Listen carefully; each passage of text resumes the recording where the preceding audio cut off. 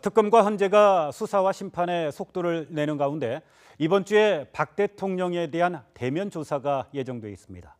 정치권도 박 대통령에 대한 대면 조사를 주목하고 있는데요. 자세한 이야기 나눠보도록 하겠습니다. 정군기 홍익대 초빙 교수 그리고 양지열 변호사 나오셨습니다. 네, 두 분. 안녕하세요. 네, 어서 오십시오. 네, 박근혜 대통령이 특검 대면 조사에는 응하겠다 이런 입장들을 밝혀오지 않았습니까? 네. 그런데 실제로 받을지 이게 참 관심이 가는데요. 네. 우리 교수님 어떻게 보고 계십니까? 예, 우선 뭐 대면 조사는 그 대통령이 받겠다. 그 특검하고 예. 지금 장소 문제를 협의하고 있는 것 같은데 예. 이 장소도 그 양쪽에 매우 신경전이 지금 치열합니다. 특검 예. 쪽에서는 법은 만인 앞에 공평하니까 대통령 특검 사무실이 아니면 제3의 장소에서 받아라 하는 게 특검 예. 입장이고 대통령은 그래도 헌정사상 처음이고 예. 국가 원수에 대한 대면 조사는 부담스러운 측면이 있으니까 청와대 격리에서 했으면 좋겠다. 그래서 지금 뭐 위민관이라든가 뭐 여러 곳이 나오고 있는데 제 생각에는 위민관보다는 뭐 청와대 그 경호실의 체육관 같은데 또는 예. 안전가옥 같은 데에서 조금 분위기가 좀 안정된 분위기 속에서 하지 않을까라는 생각이 드는데 예. 한 가지 이제 우리가 그 다른 사례를 보면 노무현 전 대통령이 그 검찰 조사를 받을 때 우리 국민들이 굉장히 부담스럽거든요. 이런 것도 예. 이제 특검이 고려해야 되고 예. 외국의 사례를 보면은 그 클린턴 성추문 때 스타 검사가 너무 오바를 해가지고 또 국민의 또 역풍을 갖고 온 측면이 있거든요. 그래서 예. 정확하게 수사를 하되 국가 원수에 대한 어떤 그 의전은 또 확실히 지키는 우리 국민들이 보기에 부담이 없는 그런 대면 조사가 됐으면 좋겠습니다. 비공개 조사를 하겠다는 게 특검의 입장인 거죠, 지금? 그렇습니다. 일단 뭐 경호상의 문제도 있고 예. 사실 지금 탄핵의 어떤 장소에 있긴 하지만 현직 대통령 아니겠습니까? 그래서 예. 공개가 돼서 예를 들어서 뭐 소환이 되는 모습 같은 것이 언론에 보도가 된다거나 하는 것은 좀 지나치다라는 것이 판단이고요. 예. 그래서 비공개 조사를 할 방침이라고 합니다. 특검 수사 결국 뭐 정면으로 향하는 건 이제 박근혜 대통령 한 명만 남아 있다고 해도 과언이 아닌데요. 특검은 뭐 대통령 조사는 일단 한 번으로 끝내겠다 이런 네. 입장인데 어떤 혐의와 어떤 내용들을 조사하게 되는 겁니까? 지금 예를 들어서 최순실 씨가 받고 있는 혐의들 같은 것에 모두 다 공범으로 대통령은 적시가 돼 있습니다. 예. 그러니까 뭐 K스포츠와 미르재단에 대한 예. 모금 활동 같은 직권남용이냐 아니면 뇌물이냐 이런 것들도 있고요. 뭐 비선실세 의료와 관련된 문제도 있고 세월호 7시간과 관련된 문제도 있는데 여러 가지 간접적인 것을 다 애두르는 것보다는 박 대통령의 최측근이었죠. 정호성 전 비서관의 휴대전화 녹취록에 나온 내용들 그리고 안종범 전 수석 같은 경우에는 재단 모금 과정 같은 데서 그야말로 옆에서 적극적인 어떤 뭐 심부름꾼 이상의 일을 했었기 때문에 예. 그 다른 것들이 아니라 수첩에도 기재된 사항들이 다 있지 않겠습니까? 예. 그렇게 객관적인 증거, 물증이 있는 것들 그리고 그렇게 대통령이 지시했다는 것이 실제로 이행된 내역들이 다 있지 않습니까? 예. 그것들을 제시를 하면서 이것에 대해서 어떤 해명을 하실 건지를 아마 확인을 할 겁니다. 왜냐하면 다른 것들에 대해서는 다 기본적으로 그동안의 기자회견이라든가 담화 발표를 통해서 다 부인을 해왔지 않습니까? 예. 어차피 같은 부인을 할 거기 때문에 물리적이고 객관적인 증거를 제시를 하고 거기에 대해서도 부인을 할 경우에는 그 부인한다는 것 자체가 기록으로 남기 때문에 그런 전략을 구사할 것으로 보입니다. 조금 전에도 특검이 박근혜 대통령 대면 조사를 할 때 어떤 부분들을 조사를 할 건지 이제 그래픽으로 나간 게 네. 있는데요. 워낙 혐의가 또 많고 또 광범위하기 때문에 대면 조사를 하게 된다면 많은 시간이 좀 걸리지 않겠습니까? 그래서 최소한대로 말씀드린 것처럼 정말 증거라고 할 수 있는 부분들 예. 보통의 어떤 수사 같은 경우에는 뭐 자백 같은 것을 받아내기 위해서라도 심리적인 어떤 것들이라도 쓰기도 하고요. 또 예. 장기간의 시간을 가지고 있으면서 사람이 장시간 수사를 받다 보면 자신도 모르는 사이에 앞말과 뒷말이 바뀌기도 하고 또 심리적으로 또 무너지는 것도 있는데 대통령에게 그런 어떤 수사 전략을 쓰기는 좀 현실적인 어려움이 있을 것이기 때문에 예. 말씀드린 것처럼 객관적인 증거가 있는 것들 위주로 확인하는 작업 형태가 아마 되지 않을까 싶습니다. 예. 특검이 지난주에 청와대 압수수색을 시도를 했는데 일단 청와대 측의 거부로 실패로 돌아가지 않았습니까? 네. 청와대 거부 이유는 이제 군사상 보안 구역이기 때문에 허용할 수 없다라는 건데요.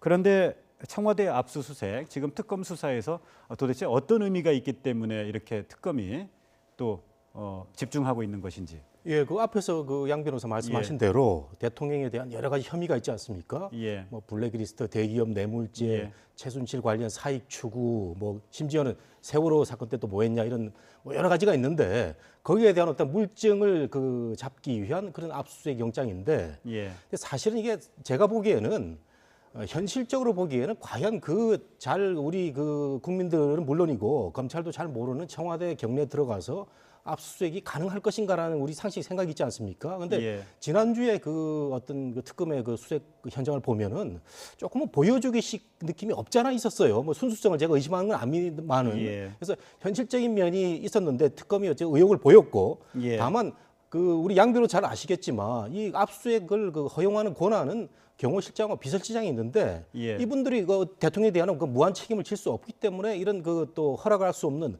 그런 실질적인 문제도 있거든요. 그래서 저는 아예 이런 부분에 대해서는 특검이 그 좀 그 통로를 크게 열어두고 예. 한 번쯤 이제 했으면 그 좀 다시는 뭐 안 될 걸로 보는데 모르겠습니다. 무리하게 또 청구를 할지 모르겠죠. 예. 네. 그런데 특검이 그 세간의 이제 그런 지적들에 대해서 보여주기식 압수수색 시도 아니냐라는 비판에 대해서 반박을 한 게 있는데요. 특검이 청와대 압수수색 당시에 제시한 영장이 10개라고 그래요. 그렇습니다. 굉장히 구체적으로 어느 부분을 어느 지점을 압수수색할 것인지를 혐의와 함께 구체적으로 적시를 했다고 그래요. 그러니까 다른 것보다 이렇게 생각하시면 될 것 같습니다. 지금 비서실장실, 제1부속실, 의무실, 경호실 이런 곳들인데 예. 생각해 보시면 비서실장 김기춘 전 비서실장 구속돼 있습니다. 예. 제1부속실 정호성 전 비서관 장소입니다. 구속돼 있습니다. 안정범 전 경제정책수 구속돼 있습니다. 예. 또 그다음에 경호실 같은 경우에는 보안 손님이라면서 많은 사람들이 청와대에 프리패스를 했던 것들이 드러나 있습니다. 예. 그렇기 때문에 그 현장 하나가 실제로 범죄가 일어났던 장소이기 때문에 예. 특검으로서는 필요하다는 것이고요. 실효성 문제에서 가장 이제 주목해야 될 부분은 다른 게 아니라 청와대에 있는 메인 서버입니다. 예. 대통령 기록물 관리법에 의해서 대통령이 하는 결제 같은 것은 전자문서를 통해서 하도록 돼 있고 이것은 반드시 임의로 삭제하는 것 자체가 범죄인 겁니다. 그리고 예. 반드시 삭제를 했다면 그 흔적이 남도록 돼 있기 때문에 그런 부분에 있어서는 실효적인 어떤 필요도 있는 겁니다. 예, 그렇군요. 특검이 일단 황교안 권한대행 측에 공문을 보내서 청와대 압수수색과 관련해서 협조를 요청을 했는데요. 근데 이제 반응은 법령에 의해서 거부된 걸로 안다라는 게 이제 공식적인 답변이었고요. 일단 특검은 황교안 권한대행 측의 답변을 내일까지 기다려 보겠다 얘기를 이제 하고 있는데 사실상 황교안 권한대행이 거부했다라고 이렇게 좀 봐야 될까요? 그렇죠. 뭐 청와대에서도 그 거부하는 명분이 그 법적으로 타당하지 않다라는 얘기고 예. 또 국무총리도 이제 법조인 출신 아닙니까? 이게 예. 뭐 따져봤을 때 무리하다라는 생각이 들어서 지금 이제 그 사인을 안 주고 있는데 특검이 저는 그 청와대 압수수색에 대해서 너무 이렇게 그 강력하게 고집을 피울 필요는 없다. 예. 뭐 아까 양 변호사 말씀하신 대로 들어가서 뭐 확인할 게 많다고 하지만 예. 현실적으로 좀 의심될 만한 증거는 뭐 제가 보기에 만일에 대통령이라든가 주위 사람들이 그런 걸 뭐 인멸할 수도 있고 현실적으로 불가능하거든요. 그렇다면은 예. 이게 어떻게 보면은 자칫 정치적인 행위로 비칠 수가 있단 말씀이죠. 그렇기 예. 때문에 우리 그 특검 굉장히 수고 많은데 큰 틀의 의미에서 한번 집행을 시도했다. 이런 그 어떤 그 사명감으로 촉구하다고 생각이 되고요. 그 다음부터는 이제 대면 조사에서 예. 대통령에 대해서 확실하게 뭔가 잡아내는 게 중요한 거죠.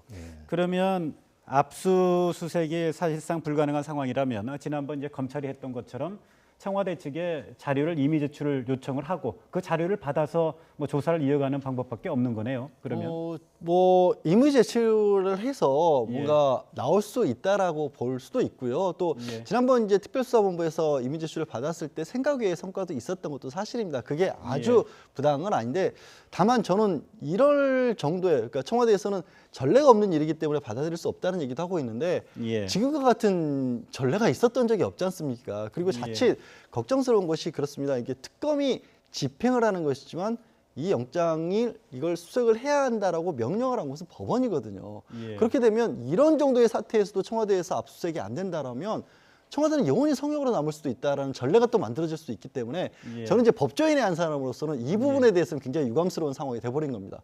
법원도 결정을 해도 청와대는 들어갈 수 없는 것이 되는 것인가? 이것은 좀 생각해볼 의미가 좀 다르다고 봅니다. 근데 이게 이제 법적인 그 쟁점과 관련해서요. 황교안 권한대행 측과 그리고 청와대 측의 입장은 청와대의 그 압수수색 허용 책임자는 비서실장과 경호실장이라고 이야기를 하고 있지 않습니까? 예. 그런데 특검은 황교안 권한대행 측에 압수수색을 허용해달라고 공문을 보냈어요. 이거 어떻게 정리를 할 수 있습니까? 그러니까 사실 경호실장과 비서실장이 현재 대통령의 직무 집행 정지 상태인 사례에서 최종적으로 결재를 받을 수 있는 사람은 누구일까요, 결국에는? 그러니까 황교안 권한대행밖에 없지 않습니까? 예. 그렇게 해석을 하는 게 좀 합리적일 것 같은데 예. 그래서 저도 황교안 권한대행이 어떻게 나올지에 대해서 굉장히 궁금했었어요. 이게 또 예. 정치적으로 지금 본인도 이렇게 대선 주자로서 거론이 되고 있는 입장이 되다 보니까 이걸 들어줬을 경우에는 황교안 권한대행의 어떤 정치적 기반이 될 수 있다라고 볼 수 있는 층에서 봤었을 때는 마치 대통령을 배신하는 것처럼 비춰질 수가 있고 예. 받아들일 경우에는 이게 또 어떻게 보면은 전체 그 부분을 버리고 황교안 권한대행이 대통령과 척을 지고 다른 어떤 뭐 보수 쪽에서도 중도 쪽에 가까운 분이라든가 조금 예. 진보적인 성향을 가까이 있는 분들을 겨냥하는 게 아닌가라는 생각이 들 수밖에 없어서 어떤 결정을 내릴까 참 예. 이게 진퇴양난이 아니었나 했더니 희한하게 또 내게는 권한이 없다라는 식으로 이렇게 또 싹 그 부분을 비껴나가고 계시단 말이에요. 예. 이것도 이렇게 정치적인 해석이 되고 만 것 같아서 다시 말씀드리지만 법조인으로서는 조금 유감스러운 사태인 것으로 보입니다. 네, 그런데 분명한 건 일단 법령 해석을 둘러싸고요. 특검 측과 청와대 측과 황교안 대행 측에 좀 다른 의견을 보이고 있는 게 뭐 사실이죠. 예, 그 예. 저는 뭐 비법조인이지만 예. 지금 법적인 해석으로 보면은 청와대나 총리실이 조금 그 우월한 것 같아요. 왜냐하면 이게 따져봐가지고 충분히 거부할 사유가 있어서 거부를 했고 특검이 예. 지금 마땅하게 어떤 그 법적 그 강제 구속령을 행사하지 못하고 있지 않습니까? 예. 아까 양 변호사께서 그 정말 법조인은 답답하다. 이 예. 청와대만 끝까지 성역이면 이거 문제가 있다고 생각이 되는데 그렇다면은 저는 법 위에 역시 그 있는 게 정치란 말이죠. 예. 다음 정권에서 이 뭐 그 형사소송법이라든가 헌법을 바꾸는 겁니다. 바꿔가지고 예. 정말 성역이 없는 그런 그 법 적용을 해야 되는 거 아니겠습니까? 지금 가장 큰 문제가 지금 우리가 얘기 안 나온 것 중에 하나가 대통령은 소출을 당할 수 없다는 건데 예. 이것을 지금 특검이 무리하게 제가 보기에는 무리하게 하는 게 아닌가라는 생각이 들 정도거든요. 그렇다면, 그런데 네. 또 법조계의 다수설은요. 소추할 수 없다이지 수사하지 못한다는 또 아니라는 해석들이 있지 않습니까? 예, 그게 이제 뭐 이게 다수설 소수설을 나누기가 어려울 정도로 전례가 이것도 없다 보니까 한데 예. 다만 이제 지금 청와대에서 계속해서 거부하고 있는 사유가 결국 형사소송법상 국가의 보안, 공무상 비밀 사항에 대해서는 그 책임자의 승낙이 있어야 된다는 형사소송법 조문 때문인데 예.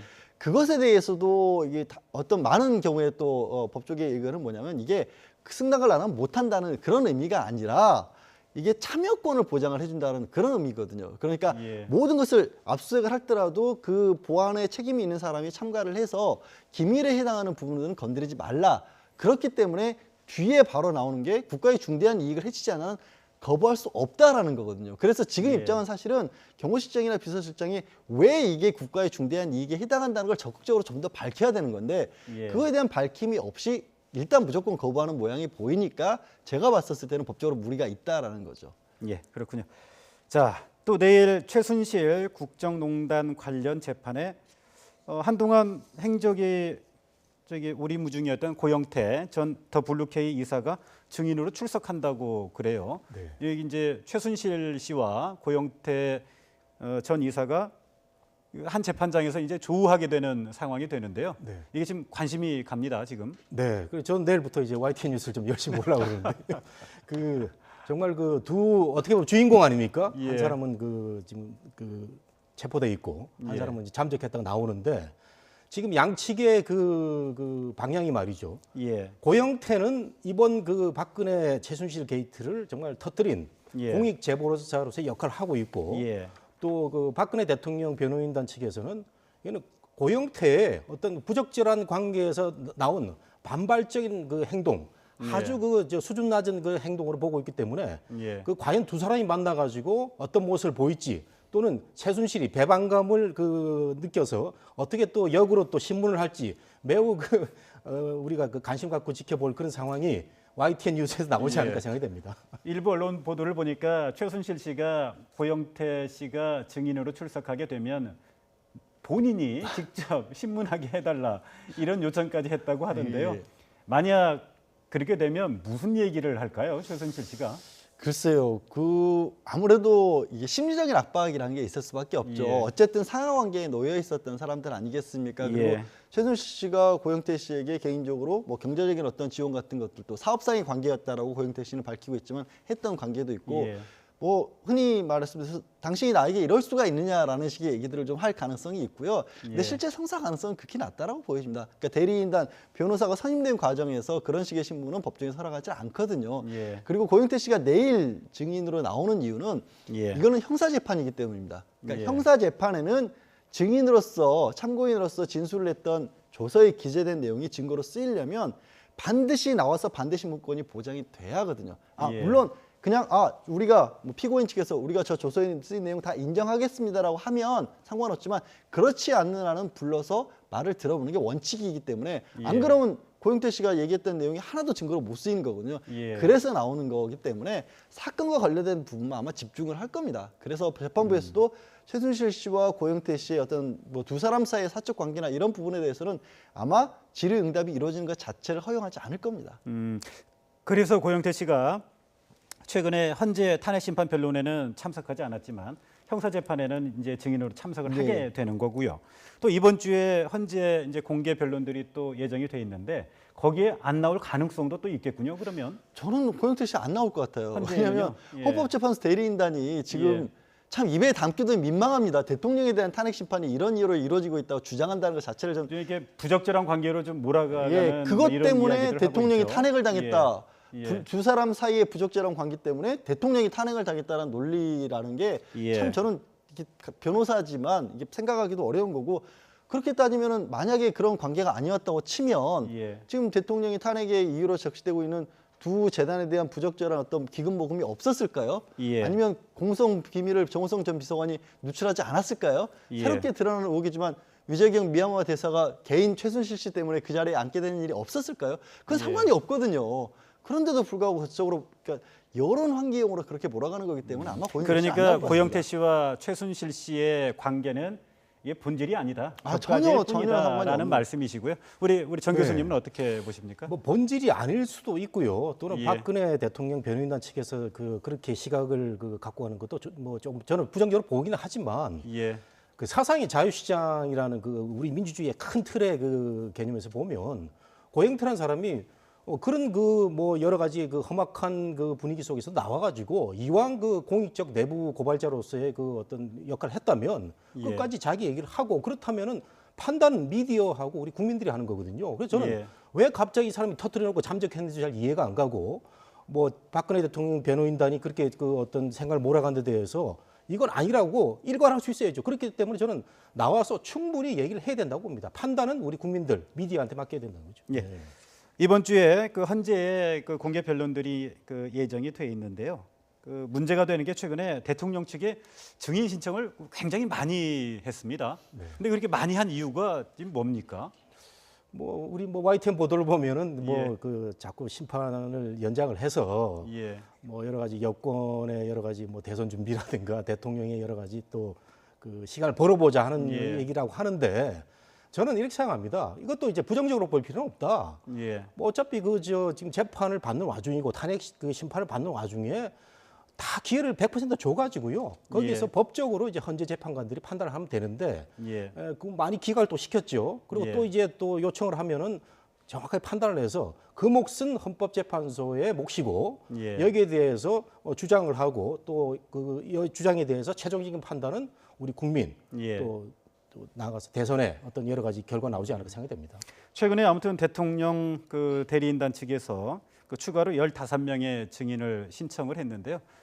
이번 주에 이제 헌법재판소가 그 증인 신청을 얼마나 받아들일지 이것도 사실은 헌재 선고가 헌재 결정이 그 언제 정도 나올 것인지를 예측해 볼 수 있는 뭐 중요한 그 사안이 되지 않겠습니까? 그렇습니다. 그러니까 증인을 채택을 한다는 것은 증인 신문이 언제 열릴지를 날짜를 정한다는 얘기고요. 예. 그 날짜가 정해지고 나면 뭐 지금 말리 안 알려진 바와 같이 보통의 재판이 다 그렇거든요. 마지막 재판, 그러니까 공개 재판하고 나서 한 2주 정도 뒤에 선고를 하는 거기 때문에 예. 뭐 시점이 다 거기서 결정이 되는 거거든요.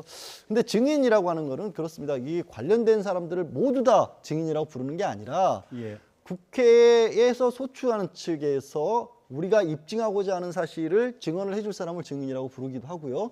또 반대해서 대리하는 측, 박근혜 대통령 측에서 저 주장에 맞서서 다른 얘기를 해줄 수 있는 사람도 증인이라고 하는 겁니다. 그러니까 예. 뭔가를 입증하기 위해서 필요한 사람이 증인인 건데 예. 헌법재판소가 보기에 어느 쪽에 입증해도 도움이 안 될 것 같은 사람들을 신청을 한다라고 그렇게 판단을 하고 헌재도 그래서 기각을 하기 때문에 이제 언론에서도 이거는 지연 작전이라는 표현을 쓰는 거거든요. 저도 상당 부분 그건 공감을 하는데 그럼에도 헌재가 고민하는 그런 겁니다. 이렇게 증인 신청하는데 일방적으로 안 받아들여주면 또 헌재가 정적인 어떤 공세를 받을 수도 있거든요. 하지만 지금 시점은 아무리 공정성을 강조하더라도 어떤 결론이 나오더라도 어느 쪽에서든지 간에 이 정치적인 이의를 제기하는 그런 의견은 있을 수밖에 없는 상황이 된 것 같아요. 그래서 결단이 필요한 시점이 아닌가 싶습니다. 그렇군요. 자, 이번에는 좀 그 정치권 그 소식 한번 좀 알아봤으면 하는데요. 국민의당과 그 손학규 또 정운찬 그 대선 주자들과의 사이가 대선 주자들과의 연대가 이르면 이번 주 안에 이루어질 수 있다. 이런 보도들이 좀 나오고 있는데요. 그 이들의 연대 어떤 의미가 있다고 보십니까? 예, 우선 뭐 제3지대의 첫 그 과정이 이루어지는 것 같은데. 야권의 그렇죠. 야권의 제3지대죠. 요즘 뭐 여야가 좀 불분명합니다 보면은 뭐 여러 가지 그 안희정 지사의 연대론 같은 거 뭐 여당도 다 포함하는 거 같고. 근데 저는 이제 이 지금 시작되고 있는 국민의당과 손학규, 정운찬 이분들의 그 연대는 크게 의미를 부여할 수는 없다 이렇게 생각이 됩니다. 우선 그 두 분이 그 좋은 경륜에도 불구하고 지지율이 너무 미약하고요. 그 다음에 이분들이 어떤 신선한 이미지 속에서 시대 정신을 들고 나오는 그런 키워드가 없이 기성 정치 세력 간의 그런 그 어떤 그 연합 또 합종연이 이루어지고 있는데 우리 국민의 입장에서 뭘 전혀 신선하지 않은 거죠. 그렇기 때문에 두 분의 모습이 좀 안타깝기도 하고 어쨌든 제3시대가 우리 헌정사에 처음으로 역할을 하게 된다면은 물꼬를 트는 첫 의미는 있다고 생각이 됩니다.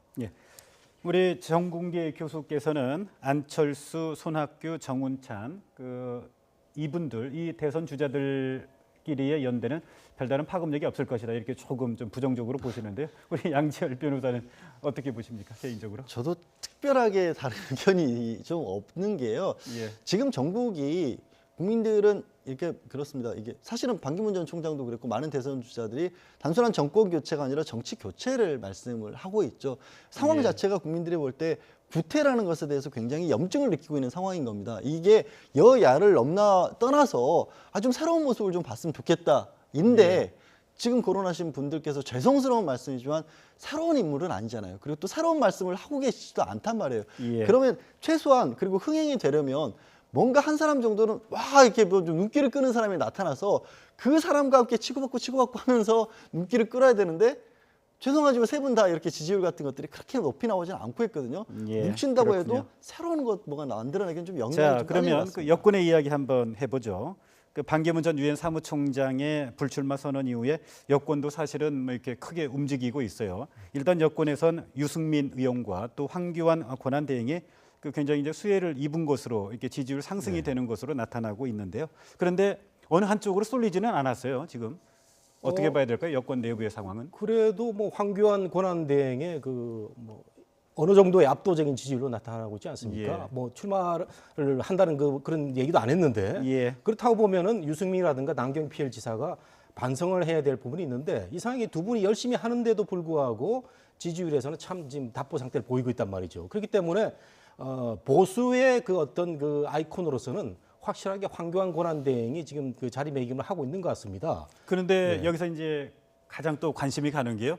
과연 황교안 권한대행이 그러면 출마를 선언할 것인가, 출마할 수 있을 것인가, 그건데 그게 좀 불확실하지 않습니까? 그러니까 정치라는 게 말이죠. 이렇게 뭐 명분과 예의와 의전상으로 이렇게 되는 건 아니고 우리가 뭐 수많은 그 현대사를 봐왔지만은 뭐 김대중 대통령도 그 정계 은퇴했다가 뭐 사수만에 된 분이기도 하고 그래서 그런 어떤 우리가 상식적으로 볼 때는 말이 안 된다라고 하는데 지금 보수 진영이라든가 많은 그 권력 분포를 보면 결국은 뭐 누구냐 하고 따져봤을 때 황교안 나가라 그러면은 뭐 본인이 나갈 수도 있고 또 차기를 바라보는 이런 의미에서 그 황교안 권한대행에 저는 출마할 수 있다고 봅니다.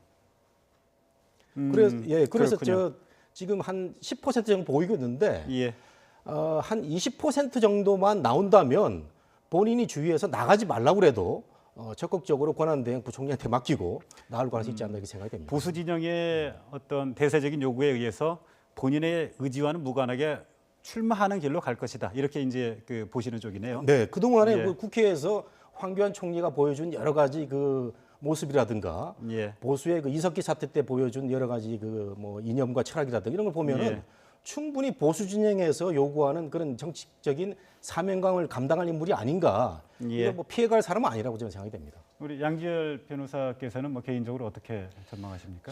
지금도 뭐 촛불에 반대하는 그런 어떤 여론조사가 10에서 15%가량은 나오고 있고요. 예. 그거는 곧장 저는 황교안 권한대행의 지지율로 이어질 수도 있다고 보고 예. 또 황교안 권한대행 본인이 그거 외에 확장성도 조금 가지고 있는 분이거든요. 예. 그런 본인의 의사와 상관없이 현재 새누리당으로 대표되고 있는 그 세력들 입장에서는 구심점이 필요할 수밖에 없습니다. 그러니까 예. 지금이 문제가 아니라 이 세력을 유지시켜놓은 상황에서 차기라도 노리기 위해서라면 필요한 사람이 된 거죠. 황교안 권한대행. 예, 그렇군요. 자, 또 다른 야권 이야기 한번 이제 해보죠. 야당에서는 그 안희정 충남지사의 지지율 상승이 최근에 돋보이지 않습니까? 이재명 성남시장을 누르고 2위 자리를 차지하고 있는데요. 안 지사의 상승세, 왜 이렇게 상승하고 있다고 보십니까? 예, 그 안 지사가 촛불 민심 때 이 목소리를 안 내다가 이제 지지부진했는데 예, 본인의 균형 감각이 매우 뛰어난 사람입니다. 그러니까 예. 진보 진영에서 그 정치를 한 사람이지만 야권에서 한 사람이지만 중도를 아울 수 있는 예. 심지어는 여권까지 우리 연대하자는 얘기를 해야 지금 화제가 예. 되고 있는데 이런 균형 감각에 뛰어나고 합리성이 뛰어난 사람이기 때문에 지금 이런 지지를 받고 있고 그다음에 반기문 총장의 어떤 충청도 그 어떤 지분도 받은 것 같고요. 예. 그래서 지금 뭐 2위 정도 달리고 있는 것 같은데 어쨌든 뭐 많은 그 후보들 가운데서는 비교적 참신한 그런 모습이 아닌가 생각이 됩니다. 그 중도 확장에 대한 그 강조의 일환으로 이제 대연정 제안을 했어요. 예. 이게 이제 내부에서 좀 논란이 좀 되고 있습니다. 굉장히 반발도 샀고 이재명 성남시장 같은 경우 공개적으로 사과를 해라. 심지어 문재인 전 대표는 왜 제재하지 않느냐라는 얘기까지 했지만 본인은 사과할 수 없다라고 했죠. 그게 안희정 지사가 가지는 최고의 장점을 해서 확장성인데 그리고 그 안 지사 같은 경우 그렇게 생각하시는 것 같습니다. 그렇게 확장을 하더라도 본인이 지금까지 걸어왔던 정치적인 어떤 행보가 있고 전통적인 지지 계층이 있기 때문에 집토끼가 달아나지는 않을 것이다. 결과적으로 예. 지금은 확장을 하고 그다음에 집토끼의 뒷받침을 여전히 받을 수 있다면 문재인 전 대표에 대해서도 어느 정도 해볼 만한 승부수가 될 것이다라는 판단에 움직이고 있고 실제로 글쎄요, 저는 시간의 문제라고 봅니다. 이게 예. 시간에 쫓기고 있는 것이 약점이지 시간이 충분하다면 굉장히 무서운 변수가 될 것으로 보입니다. 예, 그렇게 보시는군요. 네, 지금까지 정공기 홍익대 초빙 교수 그리고 양지열 변호사와 함께했습니다. 네, 두 분 말씀 오늘 감사드립니다. 고맙습니다.